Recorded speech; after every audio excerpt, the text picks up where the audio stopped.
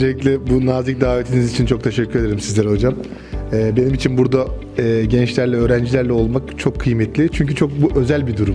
Öğrenciler tarafından istenilmek, onlarla bir şey paylaşılabilmek. Bana gelince bir devlet memuru babanın ve ev hanım bir annenin oğluyum, Bayrampaşalı bir gencim. Ama sizlerle ilgili kısmına gelirsek eğer çok iyi bir öğrenciydim. İlkokula kadar, ortaokula kadar okulumu hep derecelerle birincilikle veya ikincilikle bitirdim.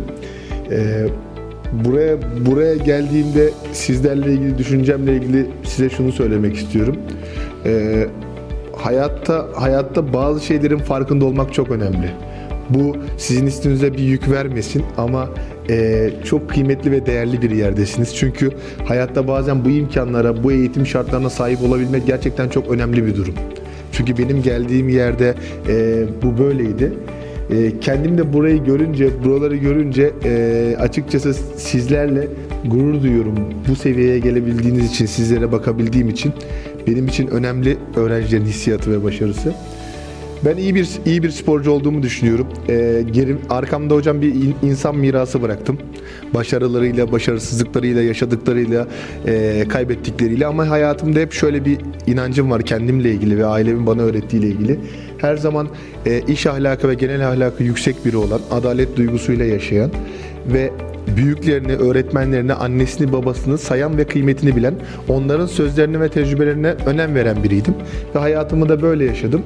Ama hayatımdan ne olursa olsun iyi niyetle bir sürü hata yaptım. Yanlışlardan uzak kalmaya çalıştım. Ama dediğim gibi iyi niyet ve çalışma azmi benim için çok önemliydi. Oturduğum muhit, yani semtimde Bayrampaşa'daydı.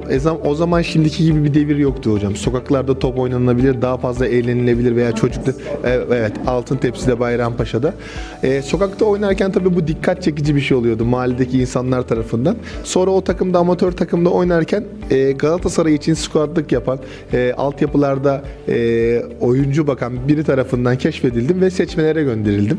9 Eylül pazartesiydi galiba, 1999'da. Sonrasında böyle bir başladı. Galatasaray altyapısına yazıldım. Okulla beraber antrenmanları götürmek zordu. Ama Galatasaray altyapısının şartlarından biriydi okulda başarılı olabilmek. O yüzden okulda eğer bir sıkıntı olursanız o spor hayatınıza da yansıyordu. O yüzden tabii eğer dersiniz kötüyse kadroya giremezdiniz. Öyle bir eğitimdi. Sağ olsun hocalarımız örf adet insanlarıydı ama bunun kıymetini bilirlerdi. Bize de bunu aşıladılar. Böyle bir yolculuk başladı. Peki o zaman hangi takım? Çok fanatik Galatasaraylıydım. Yani hayat zaten arkada gördüğünüz üzere top toplayıcıyken de seviniyorum. Annem babam da Galatasaraylıydı, amcalarım da Galatasaraylıydı ama iyi bir taraftarımdır. Ben hala iyi bir taraftarım. Eğer bu muhteşem kariyerle ilgili bir an seçecek olursam kariyerime haksızlık yapmış olur diye düşünüyorum ama 2008'de milli takımla attığım İsviçre'ye gol. Arda giriyor. Arda ve gol! Müthiş bir gol. Arda atıyor ve San Jakob Park'ta Türkler seviniyor. Gece kırmızı beyaz, gece Türklerin gecesi oluyor. Kariyerimde bir dönüm noktası olduğunu düşünüyorum. Futbolculuktan starlığa geçiş gibi hissederim o golü hep. Sonrasında Atletico Madrid'de, Real Madrid'e attığım gol var. Uzun seneler sonra, yıllar sonra derbide 17-18 senedir kazanamıyordu Atletico Madrid. Derbide Galatasaray'ın eski Fenerbahçe'ye karşı yaşadığı bir şey gibiydi.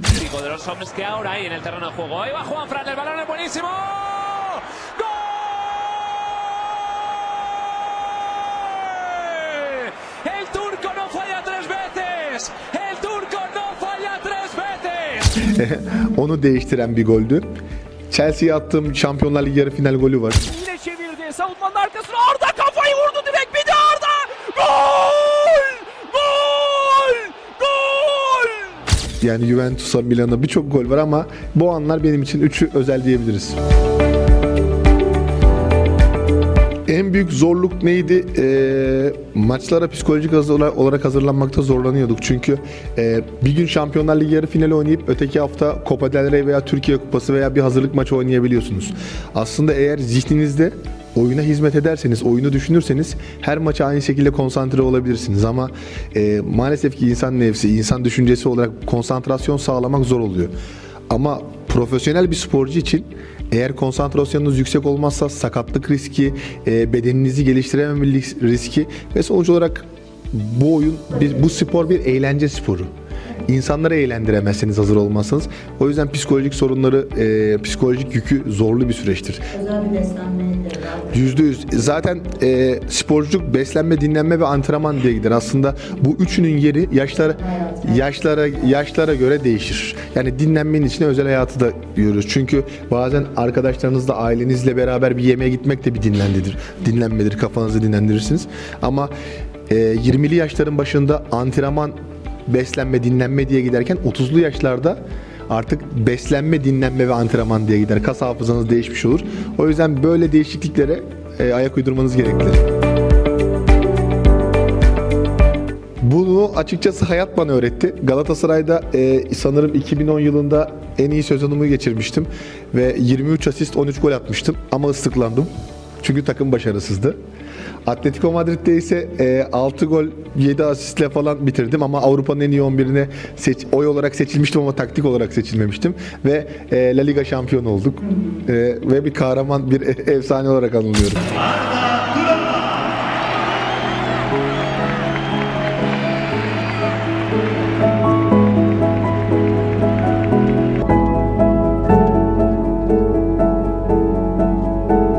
Yani söylemek istediğim şey, bireysel başarılar çok önemli ama futbol bir takım sporu olduğu için takıma hizmet ettiği zaman bunlar çok daha anlamlı. Bir defa bunu net ve samimiyetle söylüyorum. Hayatınızın merkezine sporu koymayın. Birinci amaç eğitim olmalı her zaman. Eğitimle beraber sporu götürmelisiniz. Çünkü Galatasaray altyapısında benim dönemimde bile 300 kişilik bir grup vardı. Çok yetenekli, seçilmiş elit bir grup bu. O gruptan bile 5 tane 6 tane futbolcu çıkabildi. Yani profesyonel sporcu olmayı hayal etmekten asla vazgeçmeyin. Bununla beraber eğlenin ama bunun kolay olmadığında farkında olun. Mutlaka asıl planınız eğitim olsun. Zaten eğer bunu beraber götürdüğünüz zaman bu süreç size seçim hakkı tanımayacaktır. Yolu kendi belirler. Eğer gerçekten yetenekli ve yeterliyseniz o yol sizi bu tarafa götürecektir. Ama sizden ricam sakın ve sakın eğitiminizden vazgeçmeyin. Eğitim en önemli şey. Bunu her defasında altyapıya gelen öğrencilere, velilere de biz bunu söylüyoruz. 11 yaşında çok yetenekli olan bir çocuk 19 yaşında bu psikolojik yükü kaldıramayıp bu başarıyı elde edemeyebilir. O yüzden ama eğitiminiz yanınızda olursa hayata her zaman güvenle ve daha sağlıklı bakarsınız. Size tavsiyem budur. Ben hayatta başarılı olmanın mutlu olmaktan geçtiğine inanıyorum ve bunun için de iyi niyetli olmalısınız. Bir defa eğer iyi niyetliyseniz hata yapsanız bile, başka şeyler yapsanız bile bu sizin kendi vicdanınızla alakalı bir şey olur. Tekrar yola iyidir. Aynen. Çünkü hayatta hiçbir insan yoktur ki hata yapmasın veya sadece bazılarımızın hataları çok göz önünde, bazılarımızınki kendi gizliğinde ama hayatta başarılı olmak için tek söyleyeceğim bir şey, asla hata yapmaktan korkmayın. Yani insanların sizin hayallerinizi kısıtlamasını engellemeyin. Mutlaka ki çalışmaya devam edin. Başkalarının fikirlerine mutlaka saygı duyun. Özellikle tecrübelerine ama hayaller kısıtlanamaz. Sizin içinizdeki potansiyeli hiç kimse bilemez. O yüzden mutlaka bunu hayal kurmaya ve çalışmaya devam edin. Bir şeyler yapan, başaran insanlar, bir şeyler yapan, çalışan veya bir mücadeleye giren insanlar başarısız olurlar. O yüzden bir şey yapmamış insanın bir başarısızlığını hatırlıyor musunuz hocam? O yüzden başarısızlık özellikle sporun bizim mesleğimiz içinde var ve hatta keyifli kısmıdır. Onun dramatizmi, onun üzüntüsü, onun yalnızlığı da bazen insanı başka bir hikayeye yorulur. O da gerekli. O da gerekli. Eğer zaten duygularınızda yaşıyorsanız böyle bir durum vardır. Açıkçası başka spor dallarıyla çok ilgileniyorum. İyi bir tenis oynayıcısıyımdır. İyi bir padel oynayıcısıyım. İyi bir basketbol oyuncusuyum. Hatta bugün yetişebilirsem akşam 5'te basketbol oynamaya gideceğim. Spor dallarını severim. Tarih çok seviyorum. Tarihi yerleri gezmeyi, görmeyi ama oğullarımın sanat, piyano, müzik gibi zevkleri var eşimin. Onlara bazen katılıyorum. Böyle hayatımı çeşitlendirmeye çalışıyorum.